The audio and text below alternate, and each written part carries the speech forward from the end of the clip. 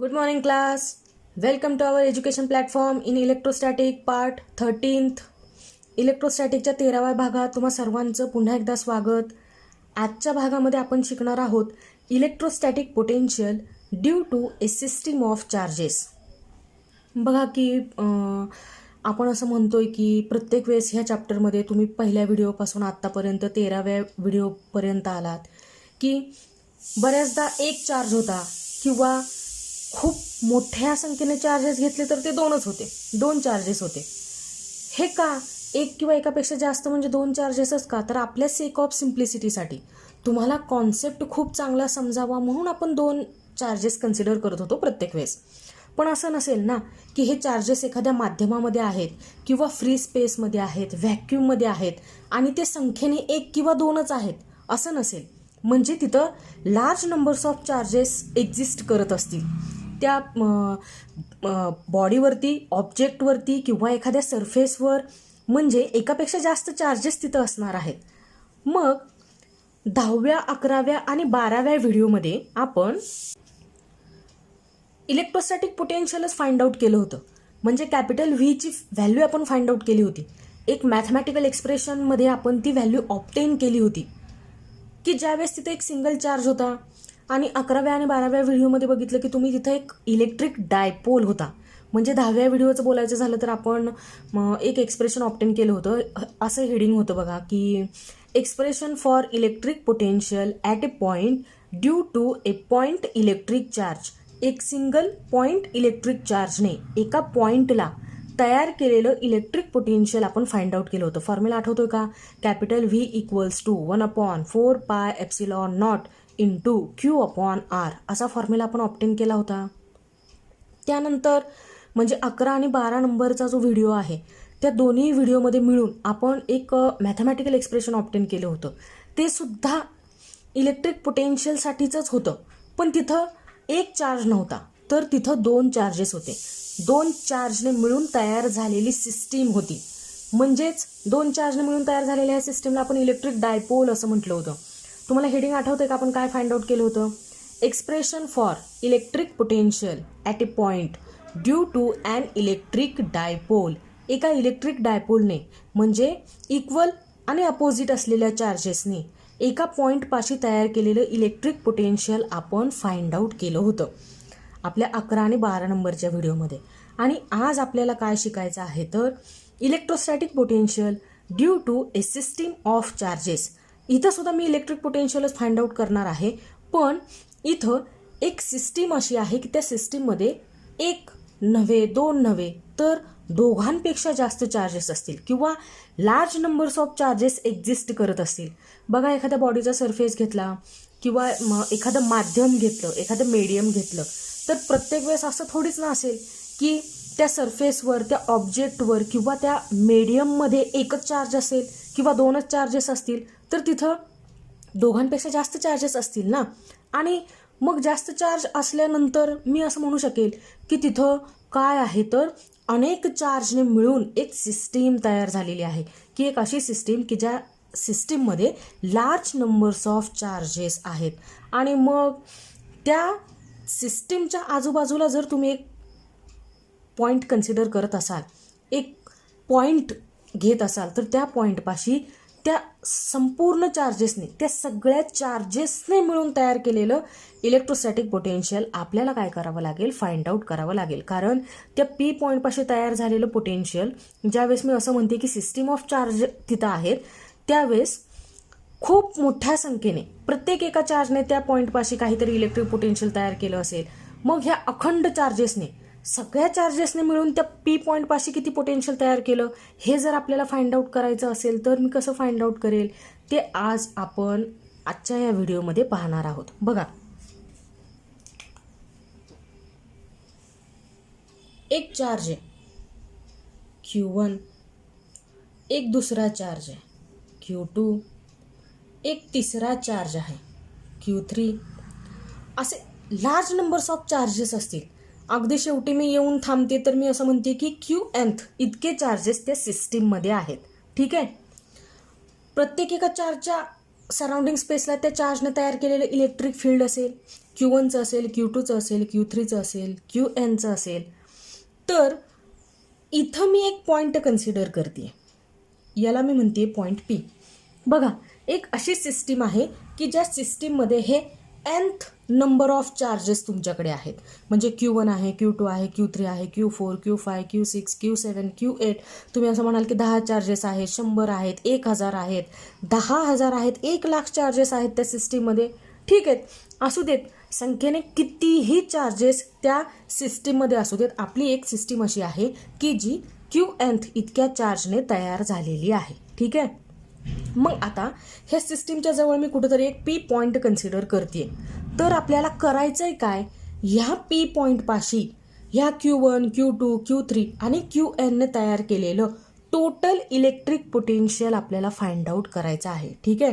मग Q1चं P पासूनचं डिस्टन्स, Q2चं P पासूनचं डिस्टन्स, Q3चं P पासूनचं डिस्टन्स अप टू Qnचं P पासूनचं डिस्टन्स आपल्याला माहिती असावं लागेल. तुम्हाला फॉर्म्युला आठवतोय का?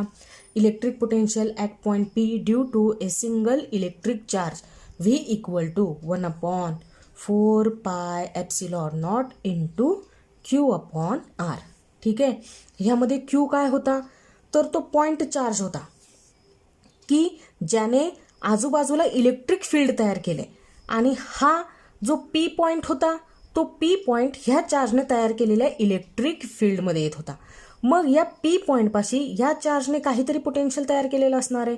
ते पोटेन्शियल आपण काय करत होतो, फाइंड आउट करत होतो.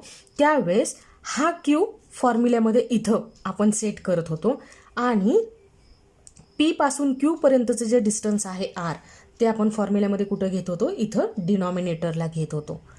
कळतंय तुम्हाला? इलेक्ट्रिक पोटेन्शियल आठवते का काय? Electric potential is defined as work is done to bringing a unit positive charge from infinity to that point which is placed in an electric field. याला आपण काय म्हणत होतो, तर इलेक्ट्रिक पोटेन्शियल म्हणत होतो. V equal to W/Q0. मग बघा, आता इन्फिनिटीपासून P या पॉईंटपर्यंत एखादा चार्ज घेऊन येण्यासाठी जे काही काम झालं, जे काही वर्क डन झालं, त्या वर्क डनला आपण काय म्हटलं, तर इलेक्ट्रिक पोटेन्शियल म्हटलं. म्हणजे Q0ला इन्फिनिटी इतक्या अंतरापासून P पर्यंत आणण्यासाठी जेवढं काही वर्क डन झालं ते म्हणजे काय झालं, इलेक्ट्रिक पोटेन्शियल झालं. ठीक आहे. मग आता इथं काय झालं असेल, या सिस्टीममध्ये काय झालं असेल, इथं कुठेतरी इन्फिनिटी आहे. इन्फिनिटी अंतरावरून आपण तो P पॉईंट पाशी तो इन्फिनिटी अंतरापासूनचा चार्ज घेऊन येतोय. म्हणजे त्या Q0ला, त्या युनिट पॉझिटिव्ह चार्जला आपण इन्फिनिटी इतक्या अंतरापासून कुठे घेऊन येतोय, तर पॉईंट P पाशी घेऊन येतोय. मग पॉईंट P पाशी घेऊन येत असताना जे काही वर्क डन होईल, ते वर्क डन म्हणजे काय असेल, तर त्या P पॉईंट पाशी तयार झालेलं इलेक्ट्रिक पोटेन्शियल असेल. मग आता Q1ने तयार केलेले इलेक्ट्रिक पोटेन्शियल, Q2ने तयार केलेले इलेक्ट्रिक पोटेन्शियल, Q3ने तयार केलेले इलेक्ट्रिक पोटेन्शियल आणि Qnने तयार केलेले इलेक्ट्रिक पोटेन्शियल, ह्या सगळ्यांची आपल्याला काय करावी लागणार आहे, ॲडिशन करावी लागणार आहे. म्हणजे बघा की फॉर्म्युल्याची रिक्वायरमेंट काय आहे, एका सिंगल पॉईंट चार्जने तयार केलेलं हे इलेक्ट्रिक पोटेन्शियल ऑब्टेन करण्यासाठीचा हा फॉर्म्युला आहे. ठीक आहे. मग आता जर चार्ज Q1 असेल, तर तो चार्ज Q1 आणि पॉईंट P यांच्यामधलं डिस्टन्स काय असेल, R1 असेल, असं आपण कन्सिडर करूयात. ठीक आहे. मग Q1चं P पासूनचं अंतर झालं R1, Q2चं झालं R2, Q3चं झालं R3 आणि Qnचं असेल Rn. ठीक आहे. म्हणजे डिस्टन्सेस आता आपल्याला मिळाली. म्हणजे आता त्या डिस्टन्सेसच्या अकॉर्डिंगली मी काय लिहू शकते, तर इलेक्ट्रिक पोटेन्शियल लिहू शकते. ठीक आहे. मग बघा, consider a system of charges Q1, Q2, Q3 up to Qn at distances R1, R2, R3 up to Rn respectively from point P. The potential V1 at point P due to the charge Q1 is.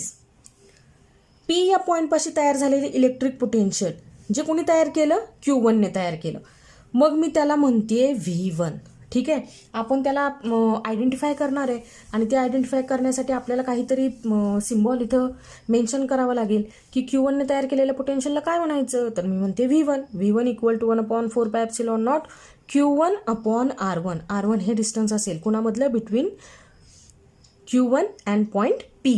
झालं. तसंच त्या P पॉईंटपाशी काय एकटा Q1च potential तयार करणार नाही, तर Q2 सुद्धा काहीतरी पोटेन्शियल तयार करेल. Q2ने तयार केलेल्या पोटेन्शियलला आपण रिप्रेझेंट करूयात V2ने. V2 equal to 1/4πε0 into Q2 upon R2. येतं का लक्षात तुमच्या आपण काय करतोय. म्हणजे हा V2 काय असेल, पोटेन्शियल असेल, electric potential at point P due to charge Q2 which is placed at a distance R2 from point P. V2 हे इलेक्ट्रिक पोटेन्शियल आहे Q2 ने तयार केलेलं, कुठं, पॉइंट P पाशी, की जो P पॉइंट Q2 पासून किती अंतरावर आहे, तर R2 इतक्या अंतरावर आहे. आलं लक्षात. तसंच मी Q3 साठी सुद्धा करू शकते. Q3 ने तयार केलेलं potential at point P me represent करते V3 ने. 1/4πε0 इंटू Q3 अपॉन R3. ठीक आहे. असंच मी असंख्य चार्जेससाठी पोटेन्शियल लिहू शकते त्यांनी तयार केलेलं ॲट पॉईंट P. मग आता कुठंतरी एका ठिकाणी थांबलं पाहिजे आपल्याला.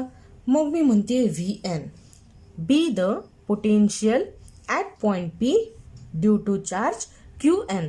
N नंबरच्या चार्जेसने P या पॉईंटपाशी तयार केलेलं पोटेन्शियल आपण रिप्रेझेंट करूयात VN ने.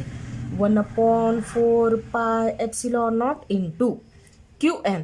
इथं N 2 3 4 5 6 7 8 9 10 11 12 13 100 1000 10,000 1 लाख 2 लाख 10 लाख कितीही चार्जेस तयार झालेली तुमची ती सिस्टीम असू शकते. सिस्टीम ऑफ चार्जेस म्हणताय ना तुम्ही, म्हणजे तिथे 1-2 चार्जेस नाही आहेत, तिथं असंख्य चार्जेस आहेत. डिवाइड बाय त्या QNचं डिस्टन्स पॉईंट P पासूनचं आपण रिप्रेझेंट करूयात RN ने. ठीक आहे. मग आता करायचं आहे काय, मला एक गोष्ट तर कळती की ह्या पॉईंट P पाशी कोण्या एका चार्जने इलेक्ट्रिक पोटेन्शियल नाही तयार केलेलं, तर Q1 ने तयार केलं, Q2 ने तयार केलं, Q3 ने तयार केलं, अप टू QN ने सुद्धा त्या P पॉईंटपाशी इलेक्ट्रिक पोटेन्शियल तयार केलं. म्हणजे त्या पॉईंटला इन्फिनिटीपासून P पर्यंत आणण्यासाठी वर्क डन केलं. Q1 ने सुद्धा केलं, Q2 ने केलं, Q3 ने केलं. जितके चार्जेस असतील सिस्टीममध्ये तेवढ्या चार्जेसने ते वर्क डन केलं.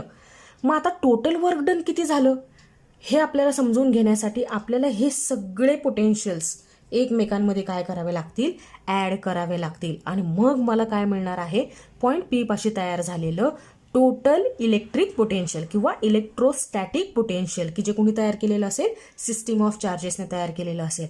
मग सिंपल आहे.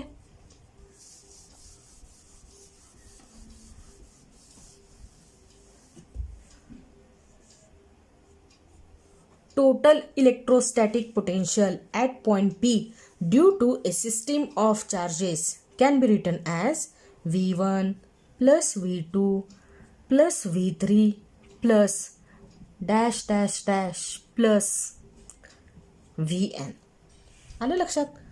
आता V1 काय होता बरं, 1/4πε0 into Q1 upon R1 plus V2 काय होता, 1/4πε0 into Q2 upon R2 plus V3 1/4πε0 into Q3 upon R3 plus कुठेपर्यंत येऊयात आपण, VN पर्यंत. 1/4πε0 VN हे पोटेन्शियल कुणी तयार केले, QN ने तयार केले. किती डिस्टन्सवरती होता तो, RN इतक्या डिस्टन्सवरती होता. आणि तयार झालेलं पोटेन्शियल काय होतं, VN इतकं होतं. तुम्ही बघाल ह्या सगळ्यांमध्ये 1/4πε0 काय येतोय, तर कॉमन येतोय. ठीक आहे. मग 1/4πε0 कॉमन काढल्यानंतर काय लिहू शकतोय आपण, VT इक्वल टू 1/4πε0. बघा शिल्लक काय राहील, Q1 upon R1 plus Q2 upon R2 plus Q3 upon R3 plus dash dash dash कुठंपर्यंत यायचं, QN अपॉन RN पर्यंत यायचं. हो की नाही.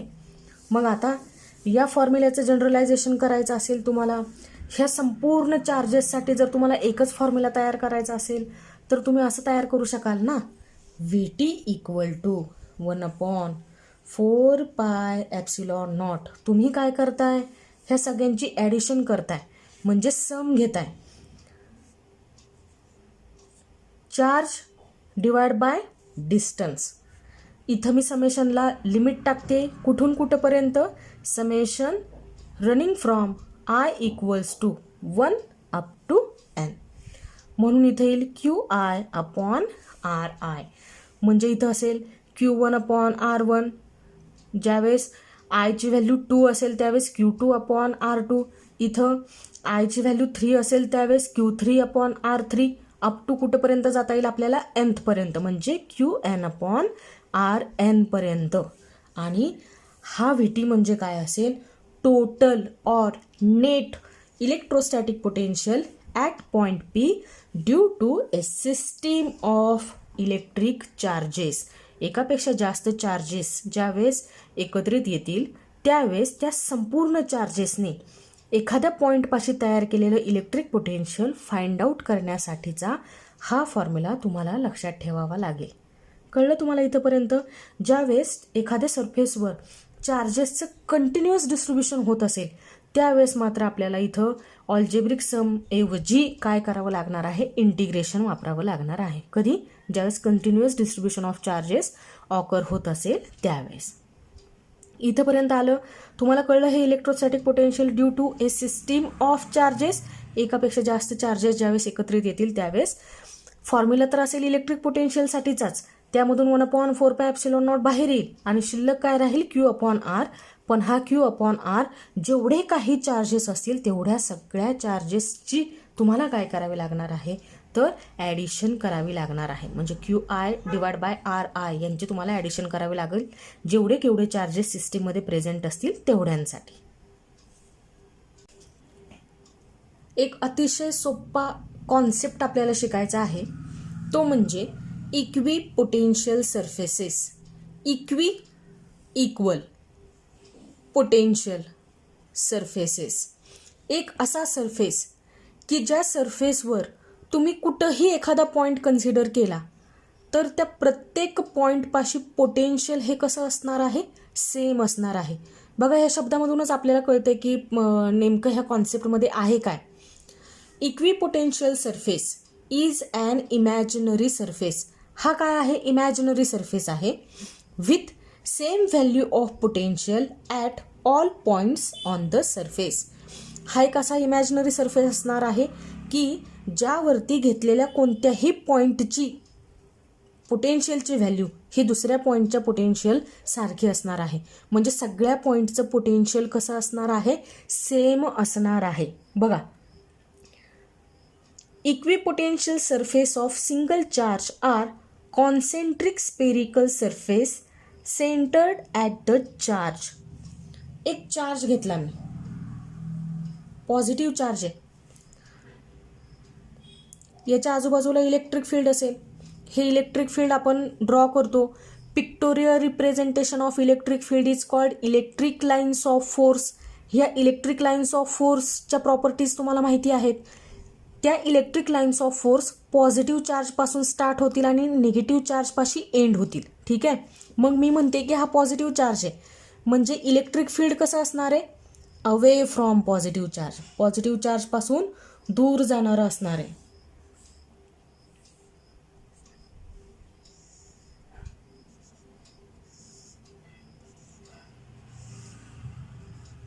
या अशा असणार आहेत इलेक्ट्रिक लाईन्स ऑफ फोर्स. म्हणजेच या पॉझिटिव्ह चार्जने सराउंडिंग स्पेसला तयार केलेलं इलेक्ट्रिक फील्ड. ठीक आहे. आपण असं म्हणू शकतो की ह्या ज्या इलेक्ट्रिक लाईन्स ऑफ फोर्स आहेत त्या कशा असतात, आउटवर्ड असतात आणि रेडियल असतात, बाहेरच्या बाजूला जाणाऱ्या आहेत. कारण हा चार्ज काय आहे, पॉझिटिव्ह आहे. हा चार्ज निगेटिव्ह असता तर ह्या इलेक्ट्रिक लाईन्स ऑफ फोर्स कुठं असत्या, टुवर्ड्स निगेटिव्ह चार्ज असत्या, म्हणजे निगेटिव्ह चार्जकडे त्या येणाऱ्या असत्या. आता बघा, या एका सिंगल पॉझिटिव्ह चार्जचा इक्विपोटेन्शियल सरफेस कुठं असेल, तर बघा मी ड्रॉ करते.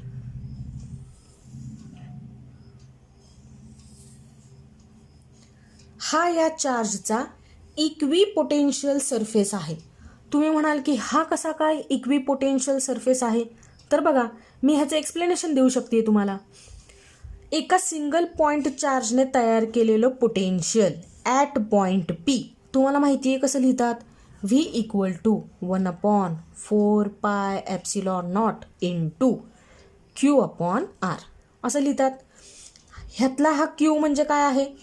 तर पॉइंट चार्ज आहे आणि हा पॉइंट पी आहे की ज्या पॉइंट पी पाशी या चार्जने इलेक्ट्रिक पोटेन्शियल तयार केले की ज्या इलेक्ट्रिक पोटेन्शियलची व्हॅल्यू मी इथं लिहिलेली आहे. या पॉइंट चार्जपासून ह्या पॉइंट पीचं डिस्टन्स किती आहे? आर आहे, जे फॉर्म्युल्यामध्ये इथं लिहिलेलं आहे मी डिनॉमिनेटरमध्ये. व्ही इक्वल टू 1/4πε0 कॉन्स्टंट आहे क्यू अपॉन आर. हा क्यू आहे आणि पी पॉईंटपासूनचं ह्या क्यूचं जे डिस्टन्स आहे ते मी इथं लिहून टाकलेलं आहे, आर आहे. बघा आता हा चार्ज कुठं तुम्हाला दिसतोय? तर इथं आहे हा चार्ज.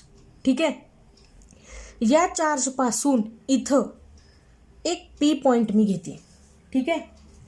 हे अंतर किती आहे या पॉइंट चार्जपासून ह्या पॉइंट पी पर्यंतचं? तर आर.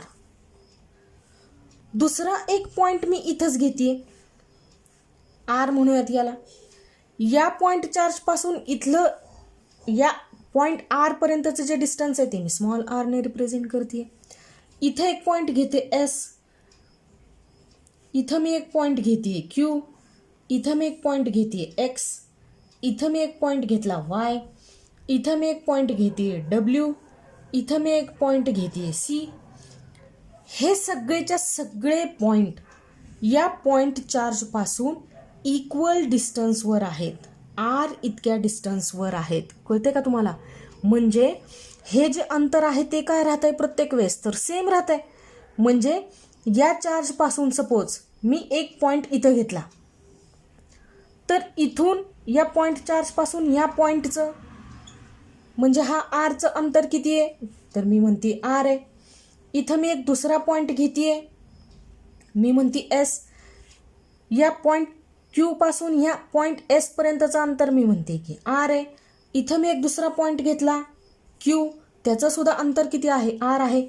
म्हणजे मी प्रत्येक एक पॉइंट जो कन्सिडर करील तो ह्या क्यू पासून कसा आहे? तर इक्वल डिस्टन्सवर आहे, इक्वल डिस्टन्सवर.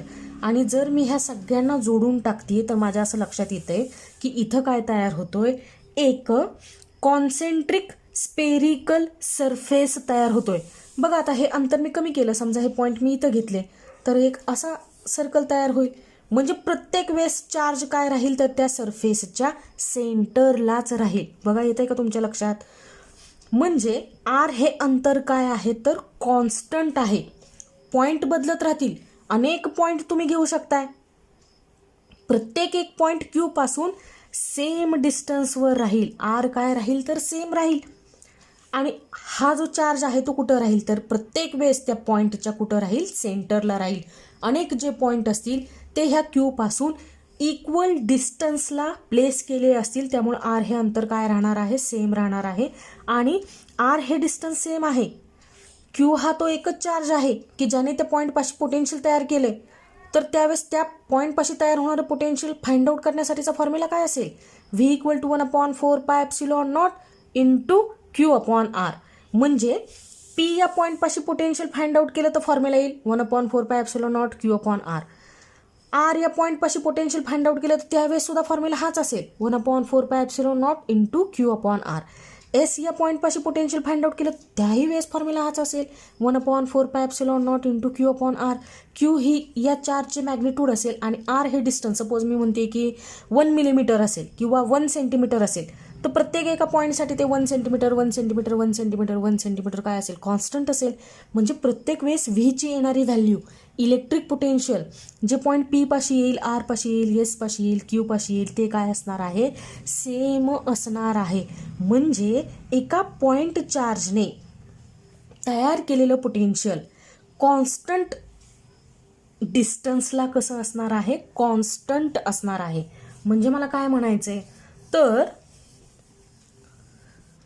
हा आर जर कॉन्स्टंट असेल, हा आर जर कॉन्स्टंट असेल, ही क्यू तो तर एकच आहे, एकच पॉईंट चार्ज आहे, त्याचे मॅग्निट्यूड इथं काहीतरी असेल आणि आर कॉन्स्टंट राहतोय. 1/4πε0 तर कॉन्स्टंटच आहे. हा सपोज 1 कुलम आहे तर हा 1 कुलम कॉन्स्टंटच असणार आहे. 1 कुलम पॉईंट बदलले म्हणून काय ह्याची मॅग्निट्यूड नाही चेंज होणार आहे. म्हणजे आर जर कॉन्स्टंट असेल तर याचा अर्थ इलेक्ट्रिक पोटेन्शियल सुद्धा काय राहते तर कॉन्स्टंट राहते. म्हणजे एका इक्विपोटेन्शियल सरफेस की जो एका सिंगल चार्जने तयार केलेला आहे हा कसा असेल तर कॉन्सेंट्रिक असेल. कॉन्सेंट्रिक असेल म्हणजे अशी सर्कल्स तयार होतील इक्विपोटेन्शियल सरफेसेसची की प्रत्येक वेळेस त्या इक्विपोटेन्शियल सरफेसचा सेंटर म्हणजे काय असेल तर तो पॉइंट चार्ज असेल, तो क्यू असेल की जो त्या इक्विपोटेन्शियल सरफेसच्या म्हणजे स्पेरिकल सर्कलच्या कुठं असणार आहे तर स्पेरिकल सरफेसच्या कुठं असणार आहे तो क्यू पॉइंट तर सेंटरलाच असणार आहे. Electric lines of force for single charge are radial and electric field at every point is normal to surface passing through the point. बघा मी काय म्हणते की हा तो क्यू पॉइंट आहे. ह्या क्यू पॉइंट पासून पीचं R S Q X Y W C जेवढे काही पॉईंट घेऊ आपण तेवढे सगळे मी म्हणते की एकसारख्याच डिस्टन्सवरती आहेत. आर हे डिस्टन्स काय आहे तर कॉन्स्टंट आहे. अशा सिच्युएशनमध्ये ह्या मी ड्रॉ केल्या इलेक्ट्रिक लाईन्स ऑफ फोर्स, या आहेत इलेक्ट्रिक फील्ड लाईन्स किंवा तुम्ही यांना इलेक्ट्रिक लाईन्स ऑफ फोर्स सुद्धा म्हणू शकताय. आणि हा तुमचा काय आहे तर इक्विपोटेन्शियल सरफेस. तर आता इलेक्ट्रिक लाईन्स ऑफ फोर्सचीच एक प्रॉपर्टी आहे. ती प्रॉपर्टी अशी की इलेक्ट्रिक लाईन्स ऑफ फोर्स किंवा इलेक्ट्रिक फील्ड लाईन्स ह्या नेहमीच इक्विपोटेन्शियलला परपॅन्डिक्युलर असतात. म्हणजे बघा हा इक्विपोटेन्शियल सरफेसचा हा एवढासा पार्ट मी कन्सिडर करते. इथं कुठंतरी एक पॉईंट आपण घेतोय, त्या पॉईंटपासून निघाली ही इलेक्ट्रिक लाईन्स ऑफ फोर्स किंवा इलेक्ट्रिक फील्ड लाईन्स. तर ही इलेक्ट्रिक फील्ड लाईन्स या सरफेसला तुम्हाला कशी दिसेल तर परपॅन्डिक्युलर दिसेल. बघा ती इथं सुद्धा परपॅन्डिक्युलर आहे, इथं सुद्धा परपॅन्डिक्युलर आहे, इथं सुद्धा, इथं सुद्धा, इथं सुद्धा, इथं सुद्धा आणि इथं सुद्धा. म्हणजे तुम्हाला एक गोष्ट लक्षात ठेवावी लागेल ती म्हणजे electric lines of force always perpendicular to equipotential surface. Equipotential सरफेसला इलेक्ट्रिक लाईन्स ऑफ फोर्स नेहमीच कशा असतील परपॅन्डिक्युलर असतील. Potential difference between any two points on it is 0. बघा आता आपण असं म्हणतोय की पी पाशीचं पोटेन्शियल आणि आर पाशीचं पोटेन्शियल हे काय असणार आहे तर सेम असणार आहे. बरं सेम का असणार आहे तर ते पॉईंट कुठं आहेत इक्विपोटेन्शियल सरफेसवर आहेत.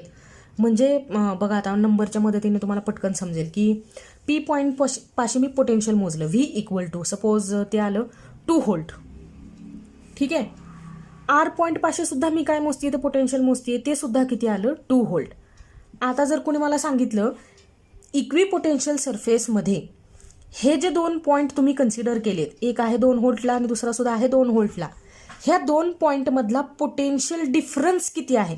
पोटेन्शियल डिफरन्स म्हणजे पोटेन्शियलची वजाबाकी. याला म्हणते V1 याला म्हणते V2. मला पाहिजे potential difference. Potential difference between 2 points which is on equipotential surface.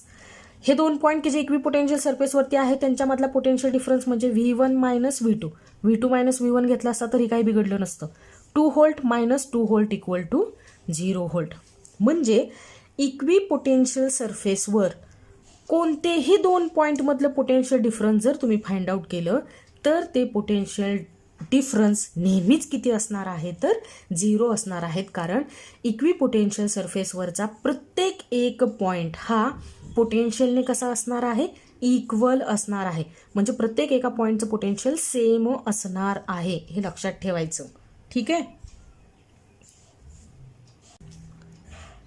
तर तुमच्या लक्षात आलं हे इक्विपोटेन्शियल सरफेसेस आहेत काय तर एका पॉईंट चार्ज भोवती तयार झालेला असा सरफेस की एका पॉईंट चार्जच्या बाबतीत जर इक्विपोटेन्शियल सरफेस कसा असेल जर कोणी विचारलं तर सांगायचं सर्क्युलर इन शेप असेल किंवा स्पेरिकल इन शेप असेल. आणि तो स्पियर कसा असेल कॉन्सेंट्रिक असेल. तो स्पियर म्हणजे त्या पॉईंट चार्जचा काय असणार आहे इक्विपोटेन्शियल सरफेस असणार आहे की ज्या इक्विपोटेन्शियल सरफेसवरती प्रत्येक एका पॉईंटचं पोटेन्शियल कसं असेल, सेम असेल. म्हणजे व्हीची व्हॅल्यू काय असणार आहे, सेम असणार आहे. अजून आपण बरेच काही शिकूयात या इक्विपोटेन्शियल सरफेसेसच्या संदर्भात, पण आपल्या पुढच्या व्हिडिओमध्ये. तोपर्यंत घरीच राहा, सुरक्षित राहा, अभ्यास करत राहा. भेटूयात पुन्हा आपल्या व्हिडिओ नंबर 14 मध्ये. तोपर्यंत टेक केअर. Bye bye.